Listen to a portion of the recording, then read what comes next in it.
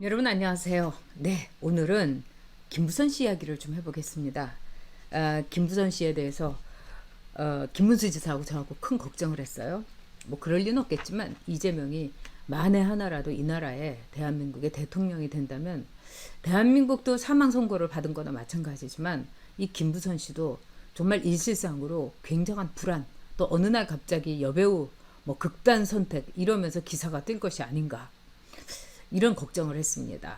왜? 이재명은 이제까지 자신한테 조금이라도 눈에 거슬리거나 자신을 공격한다거나 이런 사람은 모조리 거의 이 예외를 두지 않고 고소를 했습니다. 그래서 뭐 성남시장 때부터 시작을 해갖고 자신에 대해서 보도를 한, 예를 들어서 형수 그 욕설에 대해서 이럴 수가 있느냐 하고 보도를 했던 성남일보에 대해서는 2013년에 그 성남일보에 글을 쓴 사람을 비롯해서 사주까지 싸그리 고소를 했습니다.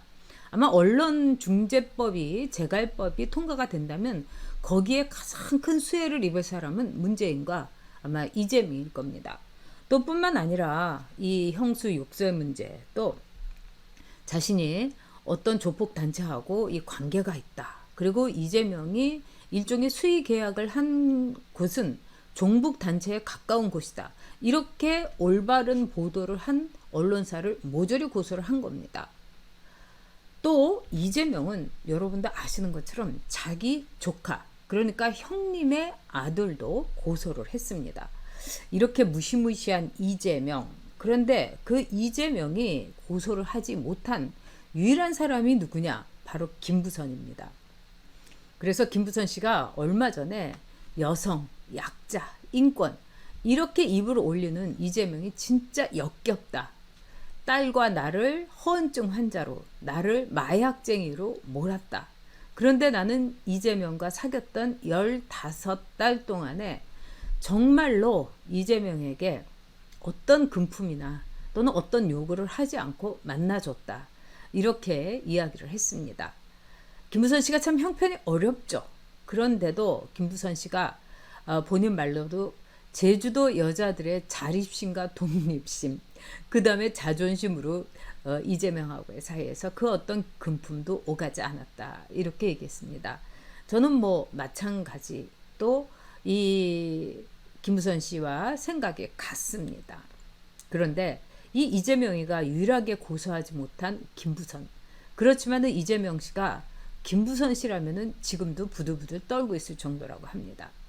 예를 들어서 김포하고 사이에 이 GTX, 김부선, 김포, 뭐 부천 이렇게 하자 그 말을 없애달라고 하면서 온갖 신문사와 언론사에 로비를 했다고 합니다.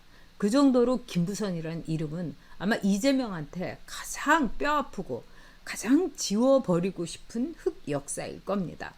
근데 이재명의 삶 자체가 흑역사입니다. 홍준표 후보가 그랬죠. 이재명은 한마디로 막 산 사람이다. 정말 막 산 사람이죠. 그렇게 고소왕이라고 불렸던 이재명. 그런데 자기 조카까지도 고소를 했습니다. 여러분 한번 보시겠습니까?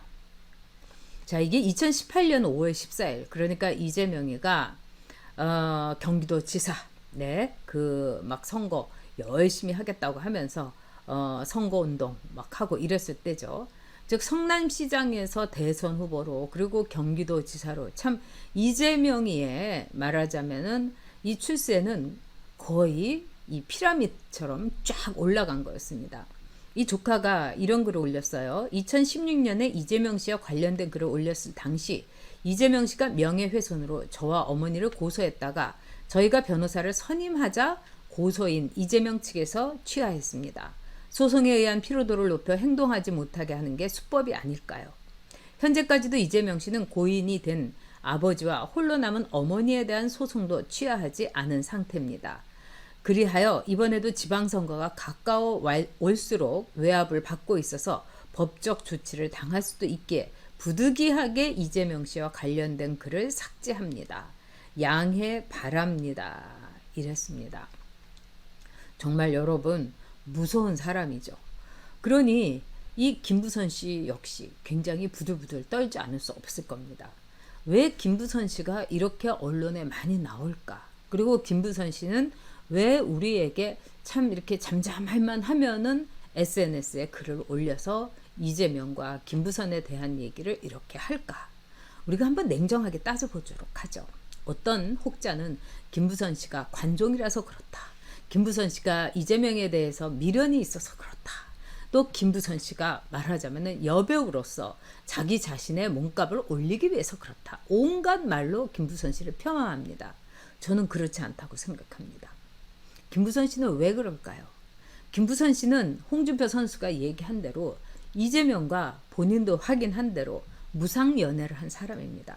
그런 김부선 씨가 그런 자잘한 것을 위해서 뭐 몸값을 올리기 위해서 이재명에 대한 뭐 미련 뭐 그게 있겠습니까? 저는 절대로 아니라고 생각합니다. 이유는 여러분 단 하나입니다. 김부선 씨는 끊임없이 자신의 위험에 대해서 SOS를 우리에게 치고 있는 겁니다. 즉 이재명이 만에 하나라도 뭐 대통령이 된다거나 그런 정말 있을 수 없는 불상사가 있을 때를 대비해서 일종의 예고편을 계속 찍는 거다. 저는 그렇게 봅니다. 이재명 참 무서운 사람이죠. 저는 이재명이 여러모로 소름 끼치는 사람이라는 거를 이재명하고 인터뷰도 하고 이러면서도 느꼈습니다. 상대방이 자신에 대해서 조금이라도 이상한 질문을 하면은 미친 듯이 정말 광기에 불타는 듯이 화를 냅니다. 그래서 사람들이 이재명의 그 광기 어린 분노에 정말 광분하는 모습에 무서워갖고 피하게 되는 거죠. 김부선 씨 문제는 이재명을 광분케 하는 가장 큰 일종의 화약고 도화선 같은 존재입니다. 그래서 이재명은 김부선이라는 이름만 들어도 치를 떨고 있다고 합니다. 그런데 이 와중에서 김부선 씨가 민사소송을 강용석 변호사가 파트너가 돼갖고 제기를 했습니다. 근데 김부선 씨가 이재명 지사가 나에게 진심 어린 사과를 하면 나는 소를 취하할 수 있다. 이렇게 이야기를 했습니다. 근데 이재명이 사과를 할 리가 있겠습니까? 제가 볼 때 김부선 씨는 이재명에게 계속 자신이 당하고 있고 이재명과 그 일파한테 굉장히 많은 불안과 또 어떻게 보면은 협박을 이 협박이라는 게 지금 이재명 쪽에서 쫙 쪼여들고 있지 않습니까? 이런 모든 것을 느끼고 있는 김부선 씨가 호홀단신의 여성이 우리 국민들에게 SOS를 치는 것이다. 저는 이렇게 봅니다. 자, 김부선 씨는 그렇게 돈이 없는데도 이재명이 추위를 엄청 타기 때문에 집에 오면은 난방을 확 틀어놨다고 합니다. 평소에 그 가난하고 또 그렇게 여러 군데에서 섭외가 오지 않는 쓸쓸한 여배우는 그나마 사랑받는다는 그 느낌 하나를 위해서 자신이 정말 성냥팔이 소녀처럼 마지막 성냥까지 다 그어가지고 난방을 뗀 겁니다. 참 가엽죠. 제가 아는 한 언론사의 기자가 김부선 씨를 인터뷰한 적이 있다고 합니다. 그런데 김부선 씨가 인터뷰가 끝나대도 가지를 않고 있다는 거예요. 그래서 왜 안 가시냐고 그랬더니 혹시 기자님 시간 있으시면 저 저녁 좀 사주세요. 그러더라는 겁니다. 그래서 좋죠. 뭐 그 기자는 약속이 있는데도 김부선 씨의 그 외롭고 또 처량하고 그리고 굉장히 쓸쓸해 보이는 모습에 얼른 약속을 취소하고 김부선 씨하고 이 고깃집을 갔다는 겁니다. 그런데 김부선 씨가 고기를 너무너무 맛있게 많이 먹으면서 고기를 몇 달 만에 먹어보는지 몰라요. 이런 말을 하더라는 겁니다. 그래서 그 기자가 가슴이 참 아팠다는 거예요. 우리가 생각하는 것보다 김부선 씨는 매우 강한 여성일 겁니다. 그러나 우리가 생각하는 것보다 김부선 씨의 삶, 김부선 씨의 경제 생활, 그리고 김부선 씨가 이재명과 그 이재명을 둘러싸고 권력을 잡으라고 하는 하이에나의 무리로부터 받는 압력은 대단할 것입니다. 자, 김부선 씨가 강용석 변호사가 지금 이 구치소에 있는데도 불구하고 빨리 나와가지고 제발 내 민사 재판 좀 신경 좀 써달라 이렇게 이야기를 했습니다. 자, 김부선 씨나 강용석 변호사나 제가 볼 때는 우리나라 말하자면 사람들의 입에 자주 올리는 굉장히 논쟁적이고 또 어떤 점에서는 극단의 평가를 받고 있는 사람들이기도 합니다. 그러나 단 한 가지 여기에 그들의 공통점이 있습니다. 거대한 세력과 싸우고 있다는 것. 4.15 부정선거 의혹부터 시작을 해서 지금 저 문재인 정권과 강용석 변호사가 싸웠던 것. 저는 그 공은 또 그 하나의 헌신은 인정해줘야 된다고 생각합니다. 김부선 씨도 마찬가지입니다. 그냥 연애했다가 버림받고 그 남자는 출세를 하고 그 남자는 나를 마약쟁이로 몰고 이런 것이 억울해서 김부선 씨가 SNS를 계속 올리고 나 지금 어때요? 나 지금 이래요 저래요 이렇게 하는 걸까요? 김부선 씨는 우리에게 호소하고 있는 겁니다. 나 죽을지도 몰라요. 그러니까 나를 살려주세요. 나를 지켜주세요. 그리고 만에 하나라도 그런 일이 있을 때 내가 이렇게 처절하고 내가 이렇게 처참한 처지에 있었다는 것을 기억해 달라.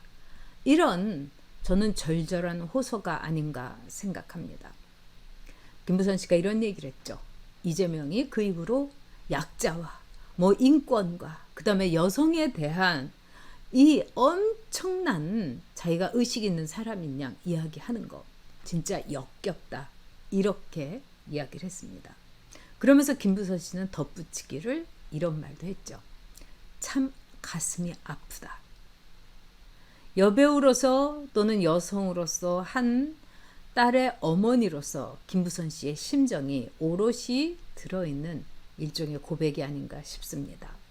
저는 우리 사회가 정의가 있다면, 우리 사회가 한 여성을 진정으로 보호한다면, 우리 사회가 약자의 편에 있다면 김부선 씨와 함께 해야 된다고 생각합니다.